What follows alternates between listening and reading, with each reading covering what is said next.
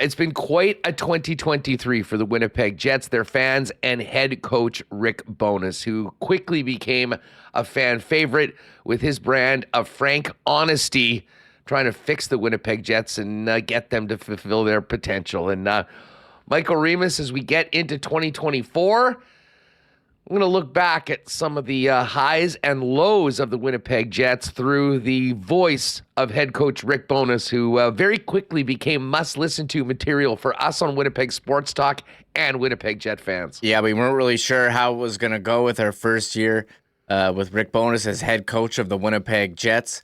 And, the end of 2022, leading into 2023, it looked like the team had turned a page.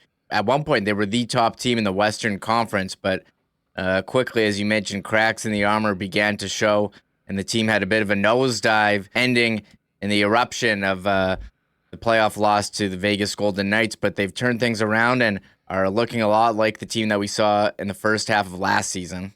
Yeah, no better way to really go through the ups and downs of 2023 for the Winnipeg Jets than through the voice of their head coach. And, Rick Bowness very quickly became a popular figure for his frank honesty, his enthusiasm, and his infectious love of the game. But it was a lot easier to have a smile when things were going well. And at the beginning of 2023, the Jets were flying. Later on in January, though, the cracks started showing in the hockey club. And we'll start this off in late January as the Winnipeg Jets dropped a 4-0 decision on home ice to the Philadelphia Flyers, and we started hearing more displeasure from head coach Rick Bowness. There's a price to pay to win in this league, and you have to work, and you have to compete, and you have to do it every night. And as the season progresses, it gets harder. And right now, it seems to, you're seeing what we're seeing. As soon as there's a little adversity, this group, we haven't handled it. We handled it well early in the year. We're not handling it well right now. The difference makers, you can't even find them out there. So until we make that commitment again to play as a team and we want to win, this is what you get. We're a good hockey team, but you have to work and you have to compete. And as soon as it gets tough, you can't change from that. Right now we're going through a spell where as soon as the adversity kicks in, we're going on our own program, which is the problem with all of last year. We thought we had corrected it. Now we got to correct it again, and we will. Adams' line was the best line out there by far. We didn't have enough guys going to follow it up because we had some guys that clearly didn't want to play tonight. And for one of the first times that I can remember, there were boos, especially during that power play. I'm surprised there wasn't more boos. Man, we need a 60-minute effort. It's all we want. So all the fans want to see is a 60-minute effort. The wins and losses will take care of itself. If you take care of the effort and you take care of the process, that'll take care of itself. Right now, the process isn't good enough and the effort's not good enough, and that's all our fans want to see, so they're justified to boo us.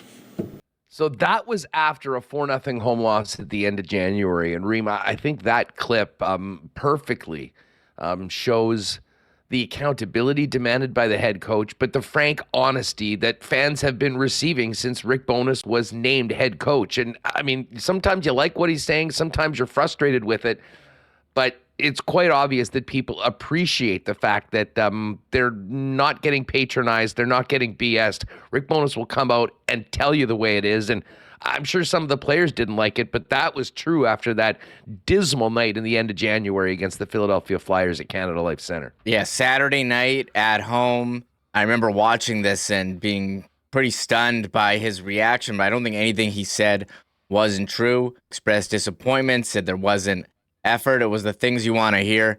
Maybe he wishes he'd take back inviting fans to boo. I felt like people later on in the year took it as an open invitation when things weren't going well, and they certainly had a rough second half of 2023 before making the playoffs. But that was the start of a couple post-game press conferences from Rick Bowness that really, I think, got fans on his side. Exactly. Now, coming out of the All-Star break, the Jets won a couple games, but then really struggled, maybe as much as they had been at any point this season, losing 7 of 8 games during one stretch and having a few losing streaks that, really put them behind the 8 ball when it came to the playoffs. And, Rick Bowness during this period was pretty straight with fans and media that he needed more from his players night in and night out. I've got to get more out of them, put it that way. Yeah, sure. It's interesting though. Like, I mean, players. I mean, a coaches only can do so much. I mean, you need the players to come to the rink and motivate themselves and have that commitment themselves. Like, so what do you need to do that's different than Who motivates you when you wake up in the morning? myself? There you go. Right. So why do you say then That's you because need to do more to motivate those guys? That's what we're dealing with. So that's part of our job, is just to stay on top of them and keep pushing them. Maybe it just seems a little odd that some of these guys have been in the league for 6, 7, 8 years, and you're having to try in game 71, 72 to get them to motivate themselves. Yeah, that's what we're dealing with. Fair enough. That's what we're dealing with. There was some truth serum there with Rick Bowness at that point, and things were not going well for the Winnipeg Jets, and it continued through March. And it really did feel like the breaking point for the head coach came after a dismal 3-0 loss on the road in San Jose towards the end of March. The inconsistencies of some of our players is hurting us. If some of these guys think they're giving us everything in their tank, they're dreaming. So we got a lot of guys in there giving us everything they can, and we just need a few more guys to jump on board. It's not over. We're still in 8th spot, and we're going to find out what we're made of over the next little while. You could really tell that the coach was near the end of his rope at that point. And to be honest, there wasn't much time left in the season to salvage things. The Jets were on the verge of bowing out of the playoffs after being first in the Central in mid-January. It did seem like that got through to his club, though. They rode Connor Hellebuyck, won 5 of their next 6 games, and qualified for the playoffs. And Remo, when the Winnipeg Jets went into that series against Vegas, I think there was a little bit of renewed confidence with the way the season had ended, and certainly a lot of excitement with the way that the series started, with the Jets playing arguably their best game of the year, Game 1 in LV. Yeah, I think all of last year you weren't sure from game to game which Jets team you were going to get, and with the way they played at the end of the season, you had hope that against Vegas, you would see that team from the first half, and you certainly did in Game 1. 5-1 win. Pierre-Luc Dubois looking absolutely dominant, and you thought it was going to continue. Unfortunately, they did have some injuries, and were not able to get past the Vegas stifling defense that led them all the way to a Stanley Cup win. But the Jets, after that game in San Jose, they really picked it up, and as you said, won 5 of 6 and were able to avoid one of the biggest collapses in NHL history. All of that was behind them once they got into the playoffs and, played that great Game 1, a phenomenal period 1 of Game 2. And after that, the Vegas Golden Knights pushed back. And unfortunately, the Winnipeg Jets did not have an answer. They bowed out in 5 games, were the first team eliminated from the Stanley Cup playoffs. And Rick Bowness was wearing it afterwards. And that term pushback became somewhat of a calling card for the coach and what he was hoping to get out of his team moving forward. Hi, Rick, just overall thoughts on that one. What do you think? Overall thoughts, I'm so disappointed and disgusted right now. That's my thoughts. Where does the disgust come from? Pardon me? Where does the disgust come from? No pushback. But it's the same crap we saw in February. It was. That's why so as soon as we were challenging for first place and teams were coming after us, we had no pushback. This series, we had no pushback. Their better players were so much better than ours, it's not even close. Feels like you've been holding these feelings on for a bit. Is it just Yep. out of tonight's game, or finally wanting to release that? It started back in January and February. What is it about this team's leadership core or the top end players? We've talked all We got to push back. There's got to be a pushback. There's got to be pride. You got to be able to push back when things aren't going your way. We had no pushback. Their better players were so much better than ours tonight. They deserved to win. They were the better team in the regular season. They were the better team in this series. Anything else? Good. Thanks.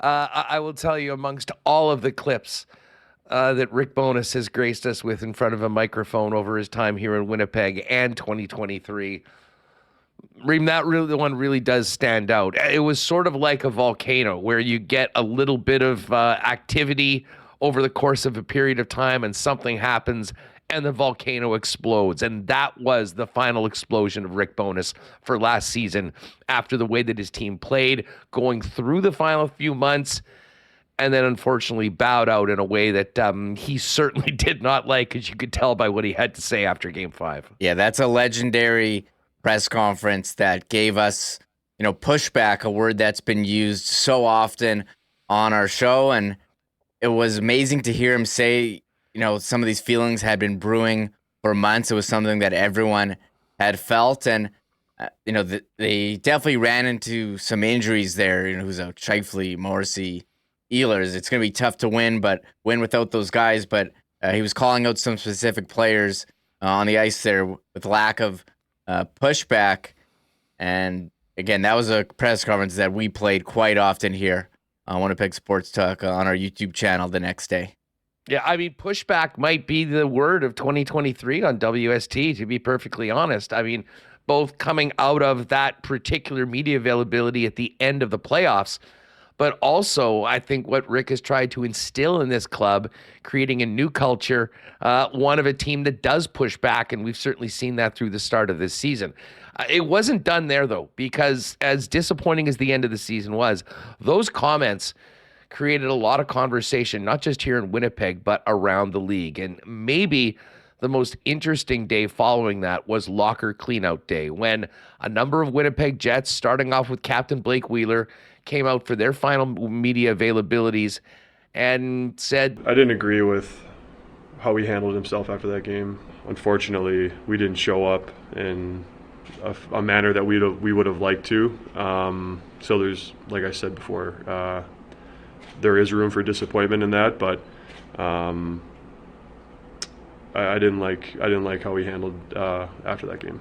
Whether you call this damage control or not, Rick Bowness was not supposed to speak that day, was not scheduled. We were in the room, and all of a sudden plans changed, and Bones did come out to maybe sort of calm the temperature a little bit and clear the air. Well, I'll just answer your questions. You've been talking to the players now, and I think it's fair. I'll come in and answer your questions to me rather than delay it. Okay. So I'd rather deal with it head on than delay it. Good enough. Players from Blake to Kyle, Connor to Adam Lowry say they didn't like the way you handled post-game in Vegas. Yep. Your response? And they're probably right. But, one of my many faults is that I'm too emotional and I wear my heart on my sleeve. That being said, I criticize myself for the choice of words. The message, the clear message, is one that I will never accept that kind of an effort in a game like that. I'll never accept that. So again, you can criticize me for the choice of words. That's fine, but never will I accept a game like that. The hidden message, more or less, is that I never want them to be satisfied. Okay, we made the playoffs. We got through round one. I never want them to be satisfied with that. Reem, that entire ordeal, going back to what Bones had to say after Vegas, the way the players reacted, and then Rick stepping up that day when he wasn't scheduled to speak.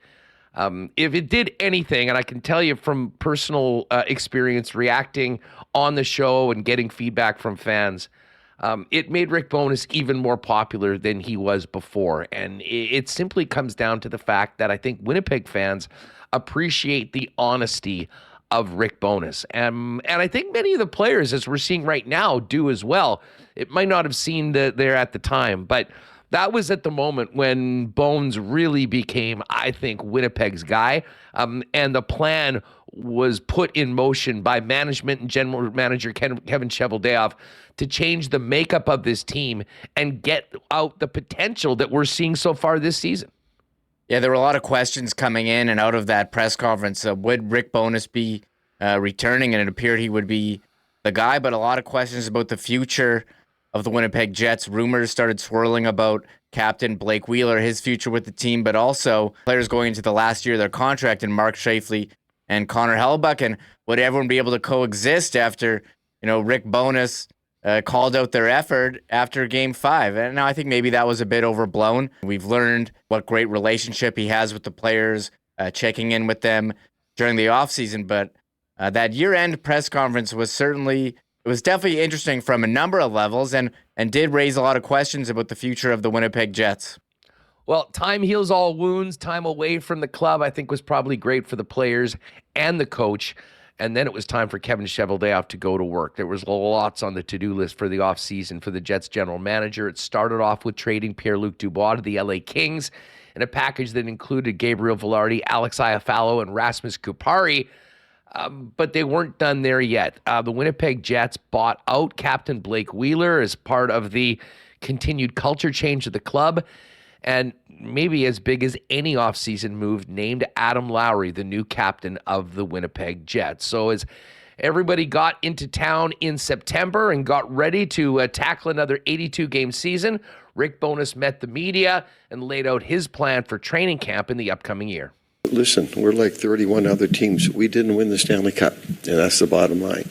So we have to tweak a little bit what we do. There's not going to be significant changes. We still want to be a pressure team. We still want to build on some of the really good things we did last year, and which we did. Listen, we went into the year out of the playoffs the year before. We made the playoffs. We had to change the culture last year. We changed the culture. Our penalty killing was a lot better. Our defensive play was a lot better. We wanted more offense from our defense. We got that. We wanted 40 goals. We got 46. So we did a lot of good things last year that we will build on. And again, that being said, you can't lose sight of the fact we didn't win the Stanley Cup. We're like 31 other teams. We've got to get better. We've got to demand more from ourselves. We've got to expect more from ourselves. And that's what we're going to be pushing here in training camp. And as training camp in the preseason continued, vibes were high, lots of excitement coming into the season, but I don't think anyone was ready or expecting the double bomb drop by general manager Kevin Cheveldayoff on Thanksgiving Monday.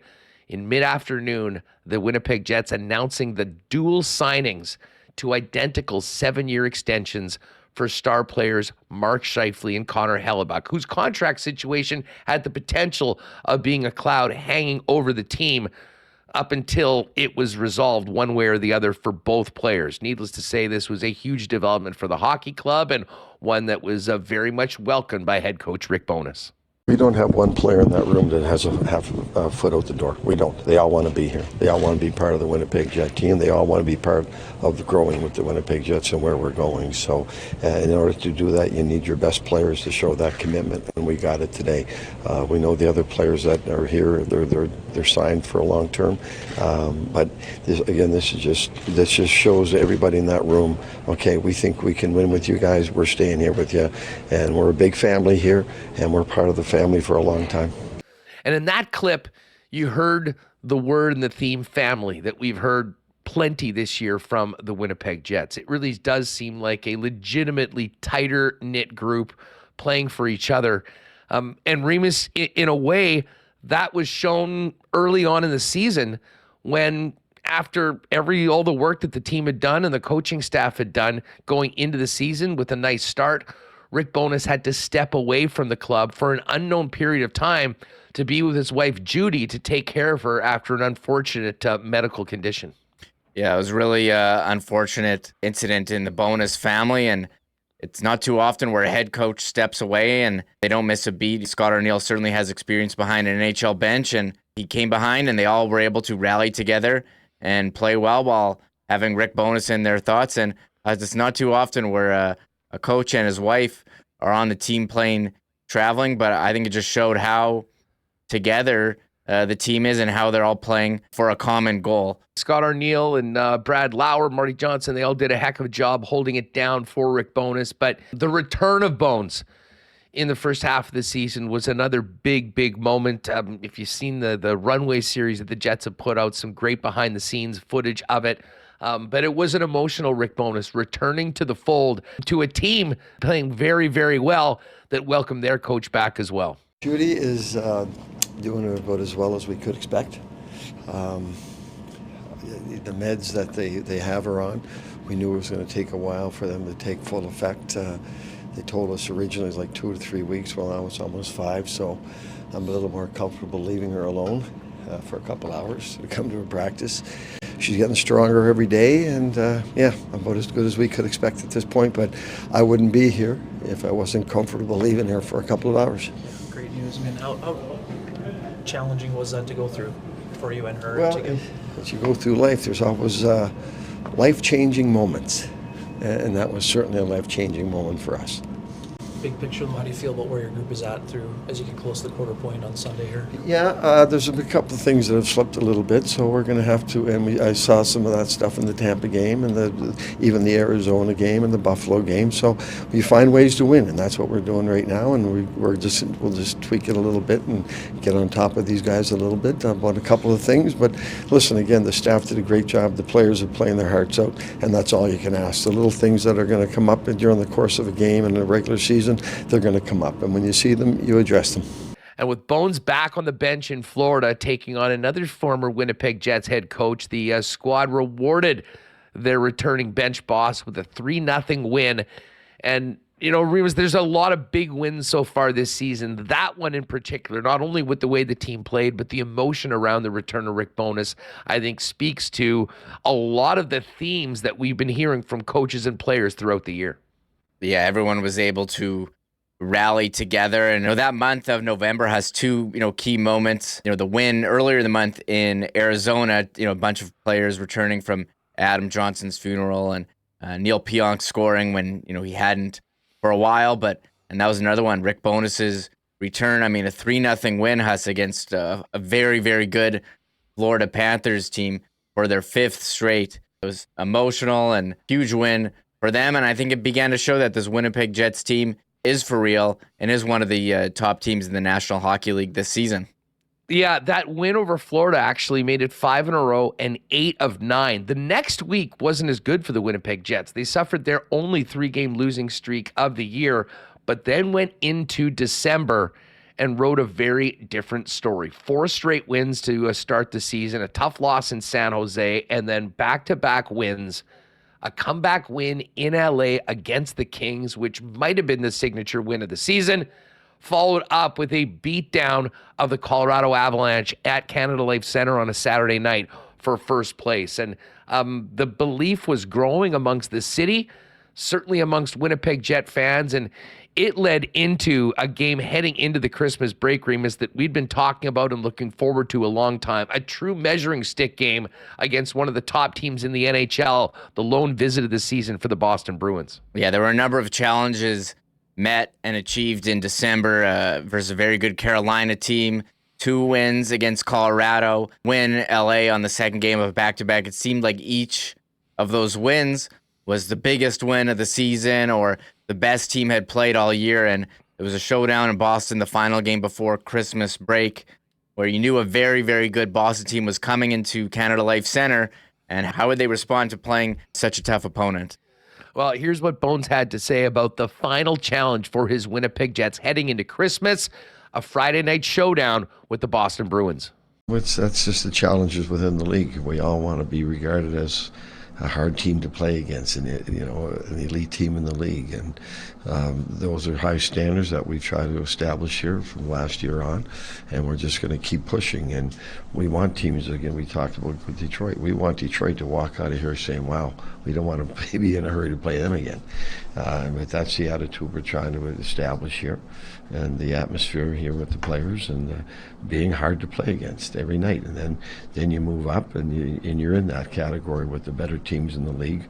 But it takes a lot of hard work, and it takes a lot of consistency, and it takes a huge commitment from your players to do both of those things.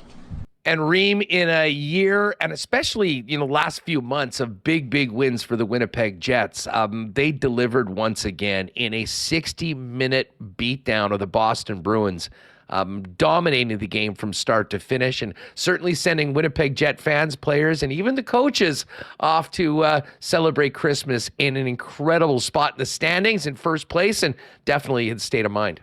Yeah, I always thought the games around the holidays had a really special feeling. They had a really nice homestand against original 6 teams, Montreal, Detroit, Boston, rocking those beautiful heritage jerseys and, playing the same way throughout, even if they weren't able to get the full 2 points against Montreal. But in that Boston game, the Friday night, the largest crowd of the season, and complete domination there, led by, the top line with Mark Scheifele and newly acquired Gabriel Velarde, who's been absolutely on fire here since he returned from injury. So it was just a great performance and a great pre-New Year's or pre-Christmas section of the schedule for the Winnipeg Jets, and ended on a real high note heading into the break. Well, it certainly did. And, this final clip, I think, speaks to where the team is right now and where some individual players are. I mean, we heard at the beginning of this some questions about the top players on the club, where they were. And certainly Mark Scheifele was a big part of that. And Scheifele's performance this season after signing that extension has been arguably the most important catalyst in having the Winnipeg Jets challenging for top spot in the Central Division. And after that win over the Boston Bruins, Rick Bowness clearly pleased with the way that his team has played, a big win, but made a point of talking about the two-way play of Mark Scheifele this season that was a big part of a signature win for the club against Boston. We expect everyone to buy into the team play, and our 5-on-5 game has been really good all year, and we expect them to play the same way as everyone else without the puck. So they've bought in, and as I said earlier, this is the best two-way of hockey Mark's played since I've been here. I can't go on to the other years, but it starts with him. He's the leader of the team, one of the leaders, one of the captains, and when that line goes out and plays the right way, this is why, you get results. So high praise for Mark Scheifele and high praise for his Winnipeg Jets coming out of that game heading into Christmas for Rick Bowness. And Remo, as we head into the New Year's weekend, this hockey team is 1 point out of first place, 29-4, the best record they've had since coming here through 33 games since 2011. Yeah, they're playing well, Huss, and they're doing it playing at 5-on-5. They're not relying on Connor Hellebuyck. They're getting contributions from all four lines. It's really incredible how this team is playing. And you look at last season, how there was a drop-off there. This team feels different. They've made changes on forwards, and we think that they're going to be able to continue this strong play throughout the second half and into the playoffs. Going back through the clips and the year is fascinating because you really do feel, again, the ups and downs that this team and his organization has had. But it's hard not to feel optimistic about the way the team has played so far this year, the way they have reacted to challenges, reacted to adversity, and bottom line, how they're playing at 5-on-5, which is the foundation of this club. Now heading into the new year, I'm sure a New Year's resolution to get that power play going and keep on winning games and challenging for first place in the Central. To Rick Bowness, to the Jets, and to all Jet fans, Happy New Year from Winnipeg Sports Talk, and here's to a great 2024.